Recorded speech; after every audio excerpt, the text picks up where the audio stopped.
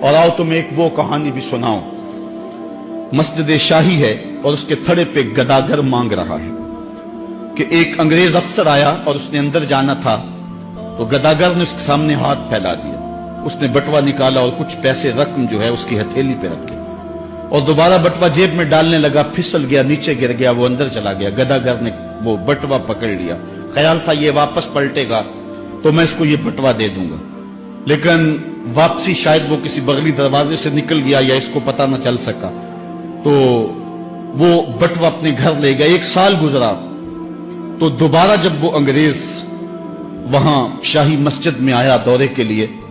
تو یہ چونکہ دور بھی انگریز کا ہی تھا تو اس گداگر نے پہچان لیا، کہا بابو رکنا، مجھے تم سے تھوڑا سا کام ہے۔ خیر وہ جلدی سے بھاگ کے گیا، گھر سے بٹوا لے آیا جس میں ہزاروں روپے تھے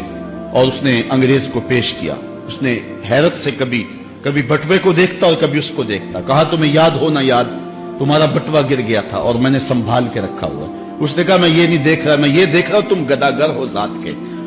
اور ایک بٹوا جس میں اتنی کرنسی ہے، اتنی رقم ہے کہ تم اچھا گھر، اچھا مکان اور اچھا کاروبار سیٹ کر سکتے تھے، اور تم نے یہ بٹوا 1 پورا سال ہو گیا سنبھال کے رکھا۔ اس نے کہا بابو مکان اور کاروبار کی کہانی نہیں،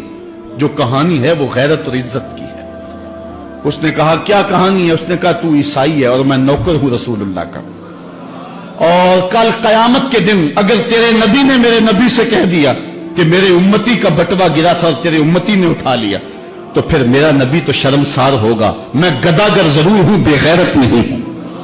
اس دور کے گداگاروں کی کہانی یہ آپ کو سنا رہا ہوں، اور اگر آج کے شاہوں کی کہانی چھیڑوں، آج کے وزیروں کی کہانی چھیڑوں، آج کے مشیروں کی کہانی چھیڑوں اور آج کے اہل ثروت کی کہانی چھیڑوں تو شرم سے سر جھک جائیں۔ ایک وہ دور تھا، یہ دور غلامی کی کہانی تمہیں سنا رہا ہوں، میں تمہیں عمر بن عبدالعزیز کے دور کی کہانی نہیں سنائی ہے،